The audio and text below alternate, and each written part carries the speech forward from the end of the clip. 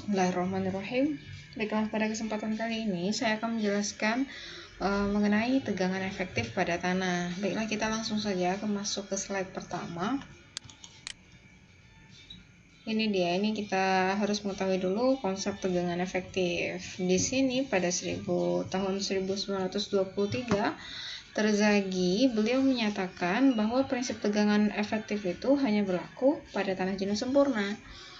Apa maksudnya? Yaitu yang pertama itu ada tegangan total. Jadi tegangan total ini adalah tegangan akibat berat tanah total termasuk air dalam ruang pori persatuan luas yang arahnya tegak lurus.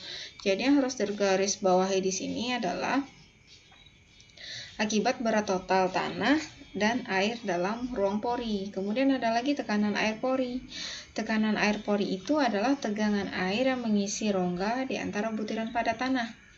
Kemudian tegangan efektif, yaitu tegangan yang dihasilkan dari beban berat butiran tanah persatuan luas. Kita lihat di sini hanya beban berat butir tanah. Jadi dengan kata lain, tegangan efektif itu adalah selisih tegangan total dan tegangan air pori. Kita lihat bentuk fisiknya sedikit. Ini adalah berat butiran tanah. Jadi akibat berat butiran tanah inilah yang menghasilkan tegangan efektif. Kalau air itu tekanan air pori. Sedangkan kalau pada tanah jenuh, ini adalah mengakibatkan tegangan total. Nah, jadi dengan kata lain, tegangan total adalah tegangan efektif ditambah tekanan air pori. Tinggal dibalik-balik saja itu konsepnya. Jadi hubungannya tegangan total, tekanan air pori, tegangan efektif itu seperti yang saya katakan sebelumnya. Itu tegangan total sama dengan tegangan efektif ditambah tekanan air pori. Kita lihat satu persatu. Ini berat butiran tanah. Jadi kalau akibat berat butir tanah ini menghasilkan tegangan efektif. Di sini ada gamma D dikali Z. Gamma itu apa? Gamma itu adalah berat volume pada tanah. Tapi kalau misalnya pada butiran tanah, ini kalau pada tegangan efektif, jadi berat volume yang berlaku adalah gamma D atau berat volume tanah kering dikali Z, kedalaman. Kemudian ada lagi pada air yang mengisi pori tanah, itu namanya tekanan air pori sama dengan gamma W dikali Z. Gamma W itu adalah berat volume air atau gamma water. Jadi di sini gamma water ini mutlak, nilainya mutlak, yaitu 9,81 kN per meter kubik. Kemudian pada tanah jenuh, ini tegangan total, yaitu gamma saturated dikali Z. Gamma saturated itu nama lainnya adalah gamma jenuh air, gamma jenuh.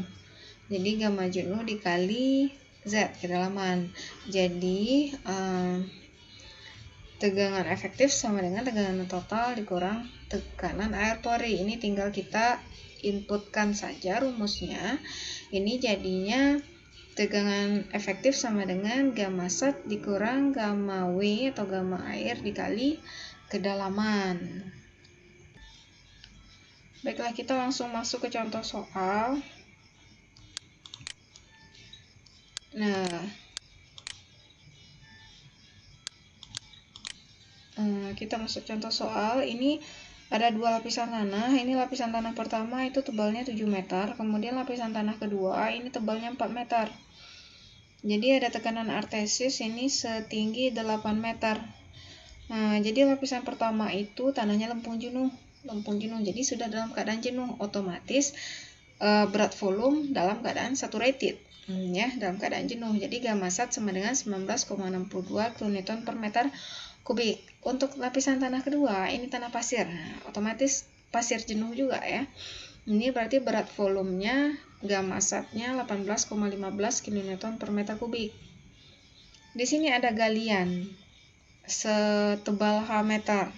Kemudian ada ada titik A. Pertanyaannya adalah hitung tegangan efektif di titik A dan hitung kedalaman galian maksimum pada tanah lempung sehingga terhindar dari bahaya tanah mengapung atau HIF.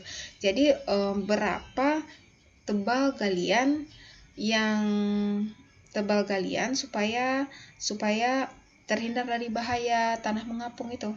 Jadi kita lihat langsung jawabannya. Yang pertama itu kita hitung dulu tegangan efektif di titik A. Jadi di sini tegangan efektif di A, ini ada tekanan artesis ya.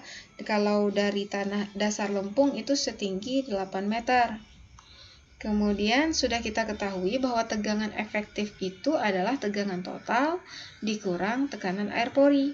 Nah, di sini ini titik A, kemudian berarti dia memikul beban di atasnya. Nah, ini dia. Berarti dia memikul lempung jenuh ini. Berarti rumus umumnya gamma dikali H atau Z tadi ya, kedalaman. Berarti gamma sat dikali H atau ketinggian lempung jenuh. Berarti kita lihat satu persatu. Berarti 7 meter karena kita ditugaskan untuk mencari nilai H, berarti 7 meter dikurang H dikali gamma sat. Nah, ini dia. Baru dikurang gamma W dikali H. Karena ketinggian tekanan artesis ini 8 meter, maka 8 meter dikali 9 kali 81 karena gamma air itu mutlak 9,81. Jadi kita hitung menjadi tegangan efektif di titik A adalah 58,86 dikurang 19,62 H. Jadi kita belum tahu ini berapa ketinggian galiannya, kedalaman galiannya. Kemudian berdasarkan teorinya, pada kondisi kritis itu tegangan efektif di titik tersebut itu sama dengan 0. Sekarang kita tentukan ini di titik A. Jadi kita tentukan kedalamannya itu berdasarkan kondisi kritis. Jadi pada kondisi kritis tegangan efektif di titik A itu sama dengan 0. Maka otomatis 58,86 dikurang 19,62 H sama dengan 0. Jadi kita sudah bisa ketahui bahwa H itu sama dengan 3 meter. Oke. Baiklah, kita lihat contoh soal berikut. Ini merupakan ada lapisan tanah setebal 8 meter, kemudian ada tekanan artesis itu setebal total 10 meter. Kemudian ini ada galian setebal 2 meter dan ada beban merata ini sebesar 150 kN per meter kuadrat. Kemudian di sini ada tanah lempung dengan nilai GS atau specific gravity 2,7 dan nilai W kadar air 40%, nilai E atau angka pori itu 1,1, nilai K atau koefisien permeabilitas 3 kali 10⁻⁶ meter per detik. Dan di bawahnya adalah tanah kerikil. Kemudian pertanyaannya adalah itu faktor keamanan terhadap bahaya mengapung saat akhir penggalian dan sesudah fondasi dibangun penuh. Kemudian yang kedua, hitung debit rembesan. Ini rembesannya tanah lempung. Bila dianggap jangka panjang muka air tanah pada permukaan tanah. Jadi muka air tanah itu terletak di permukaan tanah lempung. Kita langsung saja ke jawaban. Yang pertama itu faktor aman terhadap bahaya mengapung saat akhir penggalian dan sesudah fondasi dibangun penuh. Jadi di sini ada dua kondisi. Yang pertama itu saat akhir penggalian, yang kedua yaitu saat fondasi dibangun penuh. Baiklah, kita langsung saja masuk ke jawabannya. Yang pertama yaitu faktor aman terhadap bahaya mengapung saat akhir penggalian dan sesudah fondasi dibangun penuh. Di sini ada dua kondisi. Yang pertama yaitu saat akhir penggalian, kemudian sesudah fondasi dibangun penuh. Kita lihat dulu pada kondisi pertama, saat akhir penggalian. Di sini yang ditanya adalah faktor keamanan. Jadi faktor keamanan ini adalah tentu saja ada pembandingnya, yaitu gaya ke bawah per gaya ke atas. Jadi kita lihat dulu mana yang gaya ke bawah dan mana yang gaya ke atas. Terlebih dahulu kita lihat dulu berat volume lempung itu. Kita cari dulu berapa berat volume lempung. Di sini ada data tanah lempung.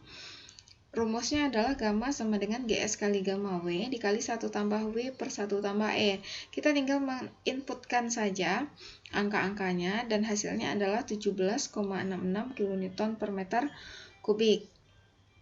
Terus kemudian kita hitung berat lapisan lempung di bawah galian fondasi. Jadi di sini merupakan gaya ke bawahnya, berapa berapa berat lapisan lempungnya, yaitu W sama dengan gamma dikali A. Inilah rumus berat. Gamma sudah kita tahu, ini 17,66. A itu adalah luas. A di sini adalah luas lapisan lempung di bawah galian fondasi di sini. Makanya dapat 6 meter. 8 dikurang 2, makanya di sini 6 meter. Kemudian ini dianggap satu satuan meter. Jadi dianggap dikali 1. Jadi totalnya adalah 105,96 kilonewton. Itu merupakan gaya ke bawahnya. Kemudian gaya ke atasnya adalah ini disebabkan oleh tekanan artesis di sini. Ini dia.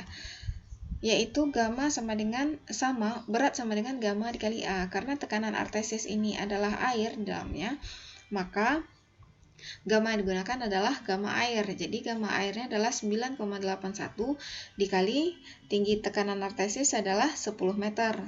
Jadi 10 meter dikali 1 dapatnya 98,1. Maka kita bandingkan 105,96 dibagi 98,1 dapatnya adalah 1,08. Baiklah, yang kedua kita lihat jika ditinjau dari kondisi setelah beban fondasi bekerja. Jadi ada beban fondasinya yaitu 150 kN per meter kuadrat. Berapa faktor keamanannya? Jadi kita hitung dulu berapa berat fondasi persatuan luas. Itu sudah dihitung 150 kN.